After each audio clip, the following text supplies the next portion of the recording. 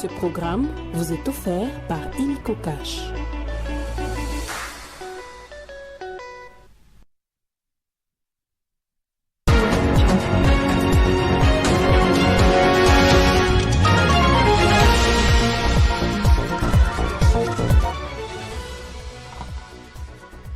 À la une de ce journal, plus de 700 morts depuis la présence des soldats rwandais à Goma.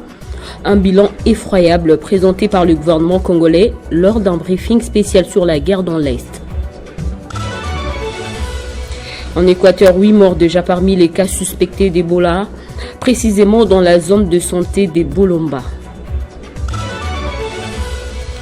Aux USA, le président Donald Trump a fixé le droit de douane sur les produits provenant du Canada, du Mexique et de la Chine, mais les pays attaqués ont déjà promis de riposter.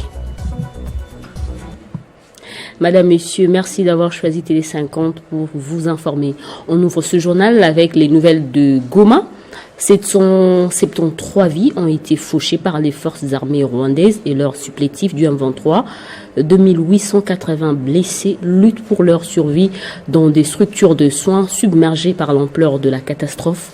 C'est le bilan présenté par le ministre de la Santé publique, Roger Samuel Kamba, lors d'un briefing spécial en direct sur la télévision nationale. À ses côtés, Patrick Muyaya, ministre de la Communication et Médias et porte-parole du gouvernement, a dénoncé une guerre d'extermination qui, sous l'œil impassible de la communauté internationale, s'intensifie à l'est de la RDC.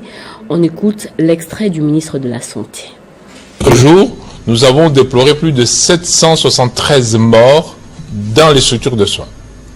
Je précise encore que nous ne comptons pas les blessés et les morts qui ne sont pas arrivés dans nos structures, parce que nos propres travailleurs, nos prestataires, sont soumis à la même pression que la population. Mais Dieu merci, ils sont au travail, ils essayent d'être au travail, même si eux-mêmes aussi sont ciblés. Par contre, par rapport au nombre de blessés, toujours dans les 4 jours, nous sommes arrivés à 2880 blessés dans les structures de soins. Et nous savons malheureusement qu'il y a beaucoup de blessés qui n'ont pas pu arriver. Il y a beaucoup de blessés qui sont restés dans leur maison parce que les conditions ne permettent pas qu'ils puissent arriver. Donc, plus de 773 morts en 4 jours, plus de 2880 blessés recensés dans nos structures de soins. La ministre des Affaires étrangères, Marie-Thérèse Kayikwamba, a adressé une lettre à Arsenal FC, au PSG Paris Saint-Germain et au FC Bayern de Munich, leur demandant de mettre fin à leur partenariat entaché de sang avec Visit Rwanda après l'occupation de vastes régions de l'Est et de la RDC par les troupes rwandaises. D'après un communiqué de presse, la ministre Thérèse Kayikwamba Wagner a écrit au club afin d'interroger la moralité de ces accords de sponsoring, alors que le Rwanda mène une guerre dans l'est du Congo, ayant contraint cette année plus de 500 000 personnes à fuir leur zone d'habitation.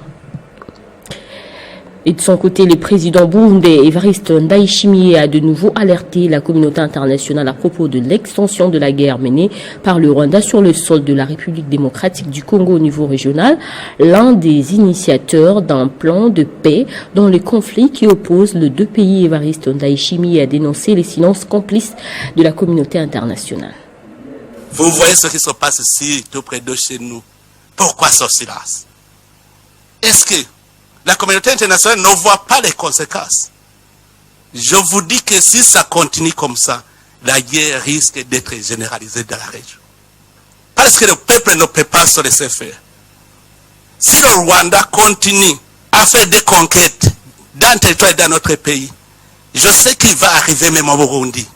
Parce qu'il est en train d'entretenir des jeunes réfugiés. Il les arme. Maintenant, il est en train de les aguerrir dans la guerre du Congo. Un jour, il veut venir au Burundi. Nous n'allons pas accepter la guerre généralisée. Si la communauté internationale le laisse faire, en tout cas, ici au Burundi, on ne va pas se laisser faire. J'appelle encore une fois la communauté internationale à prendre cela au sérieux. Nous avons une menace dans la région. Ce n'est pas le Burundi seulement. La Tanzanie, l'Ouganda, le Kenya, c'est à toute la région, c'est une menace. Si l'Est du Congo n'a pas la paix, la région n'a pas de paix. Ne pensez pas que c'est le Burundi seulement qui éprouve une menace. Les Sud-Africains sont en train de souffrir à l'est du Congo. Est-ce que vraiment, vous voyez où se trouve l'Afrique du Sud? Mais l'insécurité à l'est du Congo a des conséquences sur l'Afrique du Sud. Si vous laissez les choses se détériorer comme ils sont, sachez très bien que les conséquences seront néfastes. Et chaque pays va se débrouiller lui-même. Et face à l'agression rwandaise dont est victime la RDC dans sa partie est, les leaders de jeunes épris de patriotisme se sont réunis à Kinshasa. Dans une déclaration lue par Lisette Kounz, ces jeunes ont qualifié les actes de rebelles du M23 de terrorisme et de crimes contre l'humanité. Les leaders de jeunes congolais remercient l'Union de jeunes congolais pour le changement IJCC en sigle à travers le projet Tufaulu Pamoja et ce partenaire à Kinshasa pour avoir facilité la tenue de cette activité. Les leaders de jeunes congolais condamnent avec la dernière énergie l'agression rwandaise contre la République démocratique du Congo sous couvert de supplétifs du M23, occasionné plusieurs morts et déplacements de populations civiles marqués par une violence sans précédent dans les zones actuellement sous-occupées de ces terroristes. Les leaders de jeunes congolais ont qualifié de crimes de guerre et de crimes contre l'humanité le dernier carnage humain opéré par ces terroristes sur la population civile lors de son assaut dernier sur la ville de Goma. Les leaders de jeunes congolais saluent avec encouragement la résilience et l'héroïsme des éléments de FARDC et Wazalendo qui, malgré une logistique limitée, ont pu résister à l'ennemi et continuent à se battre contre ces derniers au point de laisser sur la terre de leur ancêtre leur sang que l'histoire n'effacera jamais. Les leaders de jeunes congolais expriment leur solidarité aux compatriotes habitant l'est de la République démocratique du Congo, meurtris par cette agression, et exhortent le gouvernement de tout mettre en œuvre pour assurer la protection de ses citoyens et de libérer nos territoires occupés. Le leader de jeunes Congolais appelle le gouvernement de la République d'allouer le moyen nécessaire aux FARDC et renforcer le service de sécurité pour la défense de la patrie. Prenons cette fois la messe de compassion aux victimes de la guerre dans l'est du pays organisée par la jeunesse chrétienne du Grand Bandundu, notamment le Kwilu, le Kwango et le Maïndombe, tenue à la paroisse Saint-Joseph de Kinshasa dans la commune de Kalamu. Lors de l'homélie, l'abbé Daniel Muchibonga a rappelé à toute la jeunesse congolaise son rôle prépondérant sur la souveraineté nationale et la protection de la patrie. La jeunesse, a-t-il expliqué, devrait traverser la tempête de la manipulation afin de sortir définitivement de l'égoïsme, du tribalisme et du népotisme. Il a par ailleurs convié cette jeunesse à implanter les valeurs de la justice, de la paix et de la solidarité afin de barrer la route au désastre que vivent les compatriotes en ce moment au Nord Kivu. Il faut traverser la tempête de la manipulation, la tempête des divisions et des clivages. À son tour, le président de la jeunesse a exhorté les décideurs à prendre des mesures adéquates afin de récupérer nos territoires occupés par des envahisseurs. Parallèlement, le député provincial du Kwilu, Papi Labilan Kalim, a profité de l'occasion pour rendre un vibrant hommage aux jeunes FARDC et Wazalendo qui ont péri sur le champ du combat dans le but de protéger la patrie. Pour mettre fin à la guerre, l'honorable Labila préconise une solution politique, militaire et diplomatique.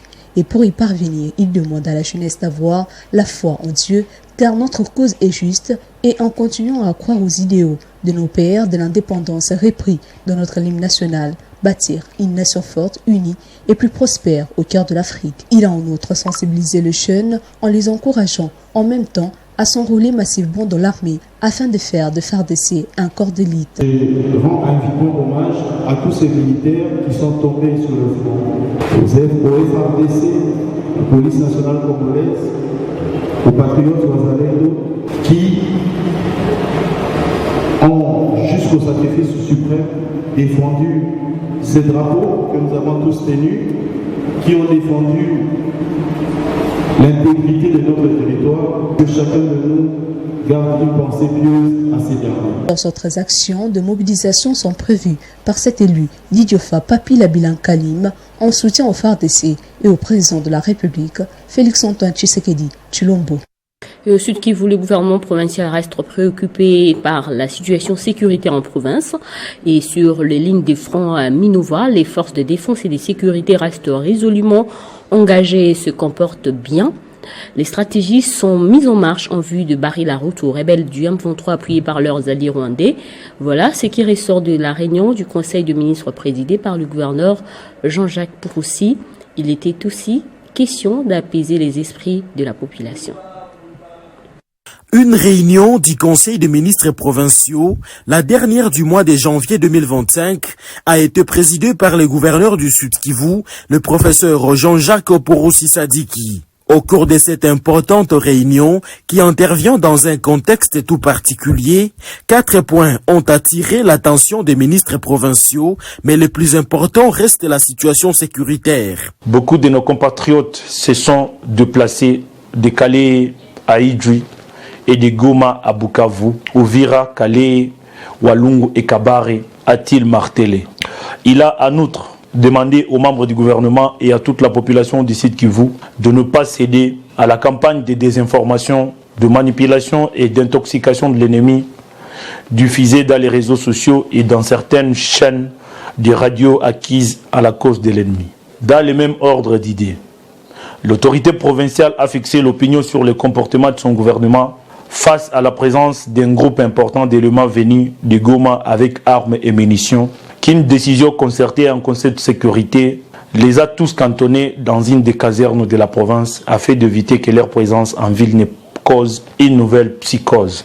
Le gouvernement provincial du Sud Kivu a également suspendu toute navigation des engins flottants sur le lac Kivu afin d'éviter que l'ennemi ne puisse en profiter pour trafiquer par les eaux de ces majestueux lacs. Tout en gardant les contacts établis et les échanges commerciaux entre les populations du Sud Kivu. Mais également restreindre tous les mouvements jugés suspects pouvant contribuer à l'infiltration de l'ennemi. Le gouvernement provincial du Sud Kivu note également les mouvements des déplacés à la suite des affrontements, mais souligne que le FARDC et les Wazalendo se comportaient bien au front. En santé, le président du comité de la Croix-Rouge dans la province de l'Équateur, Colomba Mampuya, a déclaré qu'au moins 12 cas suspects de la maladie à virus Ebola ont été notifiés dans l'aire de santé des Boyengé dans la zone de santé de Bolomba, située à plus de 250 km de la ville de Mbandaka, chef-lieu de la province. Entre les 10 et 22 janvier dernier, 8 décès ont été rapportés, a précisé Mampuya, qui a fait également savoir que les échantillons prélevés de malades sont envoyés au grand laboratoire de Mbandaka pour des examens approfondis. La Régie des voies fluviales a officiellement lancé la campagne de balisage sur le fleuve Congo dans son tronçon compris entre Kinshasa et Kisangani. La cérémonie a eu lieu hier samedi au chantier naval de la Régie des voies fluviales à Kinshasa. Sachez que le balisage lutte notamment contre les accidents de navigation qui entraînent souvent des pertes en vies humaines. C'est le représentant personnel du VPM Jean-Pierre Bemba à cette cérémonie, M. Aboulia Taba Mobolo, secrétaire général au ministère des Transports, Voies des Communications et Désenclavement, qui a donné le coup d'envoi de la campagne de balisage sur le fleuve Congo, tronçon Kinshasa-Kisangani. Ensuite, les autorités présentes à cette cérémonie ont été conviées à visiter l'intérieur du baliseur Yao Limela avant son appareillage. La cérémonie a été marquée par les discours de haute facture prononcés notamment par le secrétaire général au ministère des Transports, le directeur technique de la RVF, le président des amateurs et le directeur général de la RVF, M. Daniel Loaboshi. Ce dernier a exprimé toute sa gratitude au chef de l'État Félix-Antoine Tshisekedi et à la première ministre Judith Suminwa pour leur implication remarquable destinée à faciliter la rénovation du transport lacustre et fluvial. Le DG Daniel Loaboshi a sollicité par ailleurs du gouvernement des appuis financiers conséquents pour que la RVF, qui dispose d'un personnel qualifié, arrive à accomplir ses responsabilités. C'est dans cette optique qu'il a demandé aux travailleurs d'œuvrer main dans la main pour assurer la renaissance et les décollages de la RVF avant de souhaiter plein succès à ces nouveaux balissages et bon voyage à l'équipe déployée. Actualité oblige, Daniel Loaboshi, qui condamne l'agression rwandaise, a encouragé les forces de l'ordre qui sont au front pour rétablir l'autorité de l'État sur l'ensemble du territoire. Il est vrai que d'aucuns se posent la question du pourquoi du non-balisage permanent sur nos cours d'eau navigables, ou encore pourquoi lancer la présente campagne 2 ans plus tard après celle de 2022. La réponse n'est rien d'autre que dire que malgré la présence d'un personnel qualifié et disposé, la RVF est butée principalement à la précarité de sa trésorerie, due à l'aménagement des ressources financières propres provenant essentiellement des recettes sur la taxe de navigation et au non-décaissement de la subvention que l'État prévoit pour elle. C'est ici l'occasion de demander non seulement à l'État de bien vouloir décaisser régulièrement les crédits prévus pour la RVF, mais aussi à tous les armateurs de la RDC, ici représentés par leur président national, de s'acquitter de leurs obligations vis-à-vis de la RVF pour qu'elle soit toujours capable de leur fournir un travail régulier et de qualité. De son côté, le secrétaire général Abolia est revenu sur l'importance du balisage. Pour plusieurs observateurs, l'équipe dirigeante de la RVF, nommée fin 2023, composée du PCA André Pongwe, du directeur Daniel Loaboshi et de la DGA Divine Malumba, affiche une volonté ferme de conduire la RVF à la réalisation parfaite de son objet social. 6 mois seulement séparent le balisage de la rivière Kasaï de celui du fleuve Congo. En international, aux USA, le président américain a mis en exécution ses menaces d'imposer des droits de douane aux Canadiens et aux Mexicains, ainsi que d'en rajouter 10% supplémentaires aux Chinois. Donald Trump affirme vouloir ainsi forcer les 3 pays à agir pour diminuer les trafics de fentanyl et les arrivées de migrants illégaux aux USA. Les mesures américaines entreront en vigueur au plus tôt le mardi 4 février prochain, mais les pays attaqués ont déjà promis de riposter.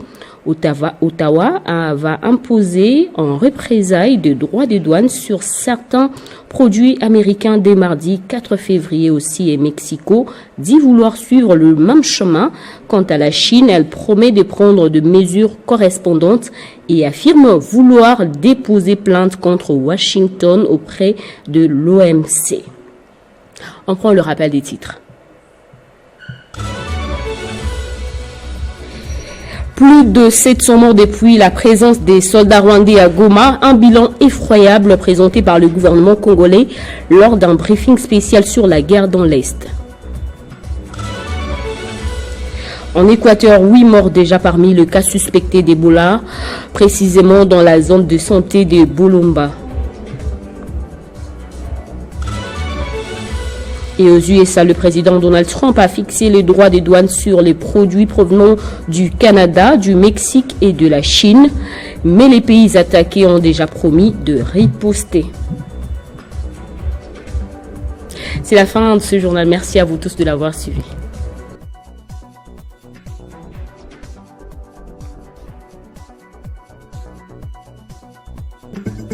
Retrouvez toute l'actualité en continu sur www.tele50.cd. Ce programme vous a été offert par Illico Cash.